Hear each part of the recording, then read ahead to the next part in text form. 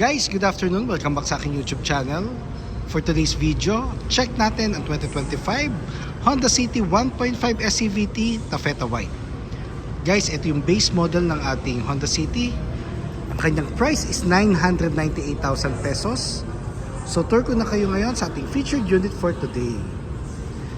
For the front portion, guys, naka-halogen projector headlights tayo. Then, meron ng daytime running lights.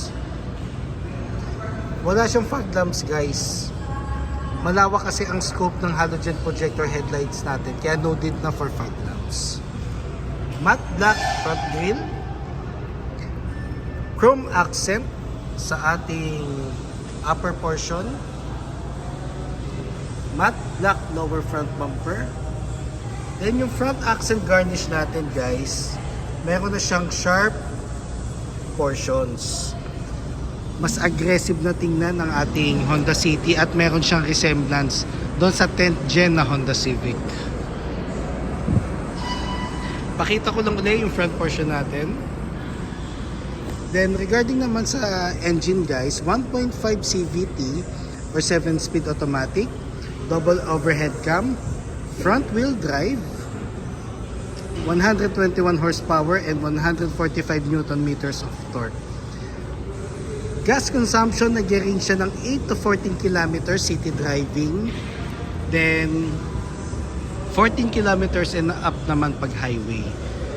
Pagdating sa category niya, napaka-powerful ng engine natin yet fuel efficient. And guys, equipped na nga rin pala siya ng Honda Sensing.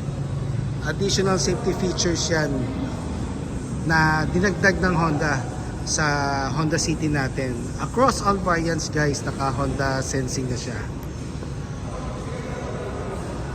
Dito naman tayo sa passenger side. Naka 15-inch alloy wheels tayo. Ventilated disc ang ating front brake. MacPherson strut ang ating suspension. Ground clearance is 137 mm. Turning lights niya is sa fender portion. Door integrated side mirrors, iwas blind spots, body color door handles, drum brake naman ang ating rear brakes, then torsion beam naman ang ating suspension sa rear. Shark fin antenna. Dito naman tayo sa back portion, guys.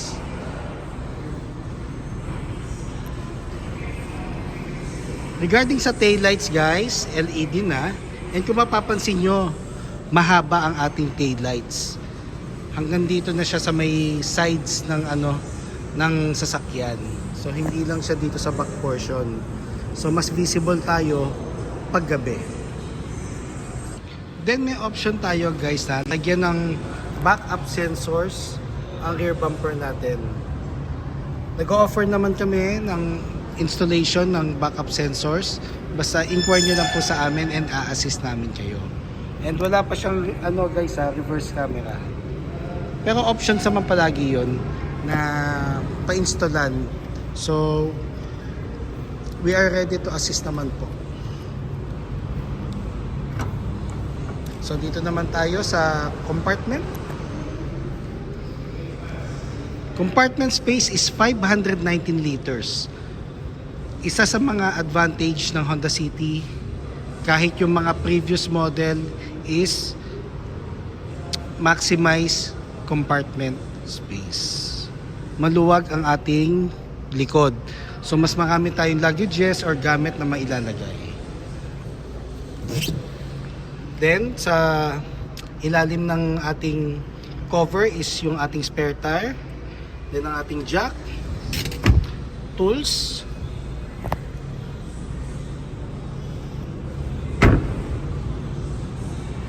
dito naman tayo sa driver side. Fuel tank capacity is 40 liters. Unleaded ang nakalagay palagi pag nag-turn over kami ng unit. Pero kung meron kayong preferred na octane sa gasoline, pwede naman yun. Kailangan lang natin i-maintain yung octane na yun. Hindi pwedeng paiba-iba ng octane kasi magkakaroon siya ng effect sa engine. Sa second row seats guys, naka fabric seats tayo. Then light gray ang ating ceiling.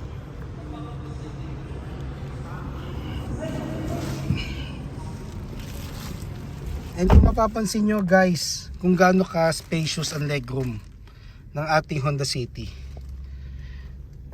Kahit ang ating headroom, swak na swak kahit matangkad ang sasakay.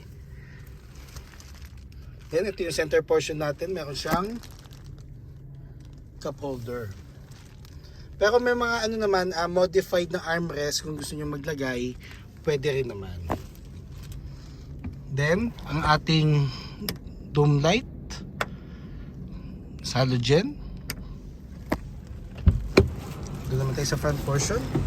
Ano lang to guys, quick review lang. Then keyless entry na rin to guys.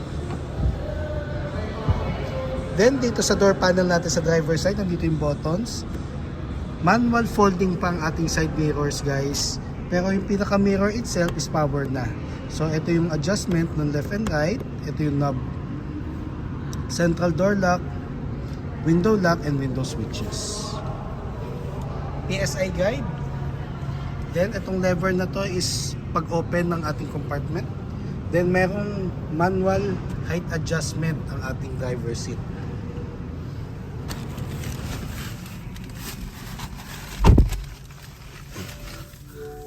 Then kung mapapansin nyo, colored ng ating digital panel kasi equipped na siya ng Honda Sensing. Basta kay Honda, naka Honda Sensing ang unit mo, naka ano na yon, naka colored na ang digital panel natin.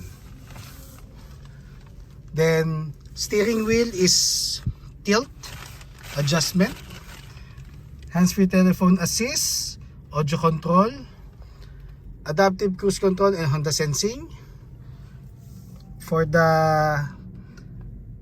headlights, wiper.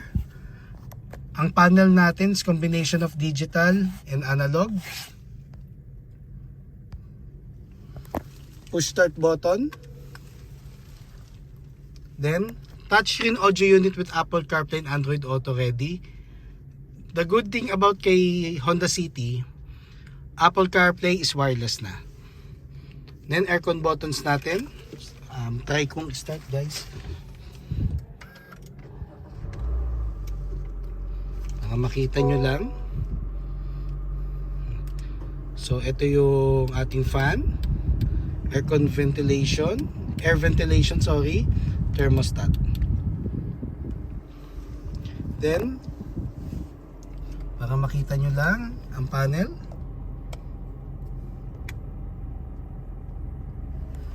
So colored na siya. Then sa baba ng aircon buttons natin, may dalawang USB port for charging and mirroring, power outlet,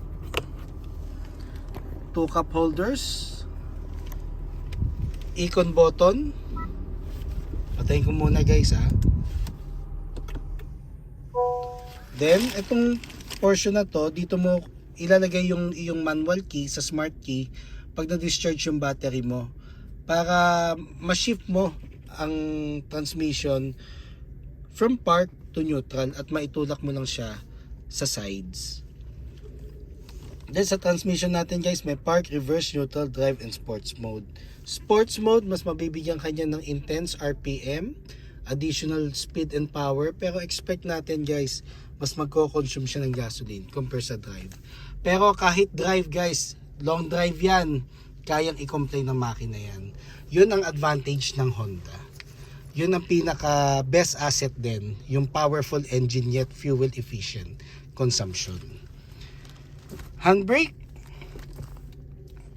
Kung mag-handbrake tayo guys, yung pinakamataas, para walang tendency mag-move, lalo na pag mga paslant ang daan or ma-incline or recline, para taga naka full stop siya. And always check kung naibaba nyo na rin yung handbrake ng todo, kasi pag hindi, iilaw sa panel yan. na hindi pa nakababa yung handbrake ng todo. Mga safety tips lang naman yun.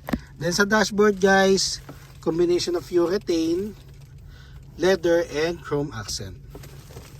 Glove box, warranty booklet and owner's manual, ORCR, copy of ORCR na hindi expired insurance policy just in case meron kayo. Doon lagi yung nakalagay. Then rear mirror, map light, and visors. Visors natin. So dito sa driver side meron siyang mirror, pero doon sa passenger visor lang, walang mirror na kasama. So guys, just in case you have any concerns regarding no down payments, cash discounts, parts inquiries, and even service appointment, and even bank display for our bank partners, feel free to call or text 0906-386-8937 or visit me at 598 EDSA East Grace Park, Caloocan City, and look for me guys, Ross Oliver Cruz, ang inyong friendly sales manager here at Honda Cars Balintawak. Looking forward to meet you here guys and render my services to you. Kindly subscribe na nga pala sa aking YouTube channel para maging updated sa mga susunod na videos. And pa-follow na rin sa aking Facebook, Ross Oliver Cruz, and aking Facebook page, Honda Cars Balintawak Best Deals by Ross Oliver Cruz. Yun lang guys, thank you and God bless.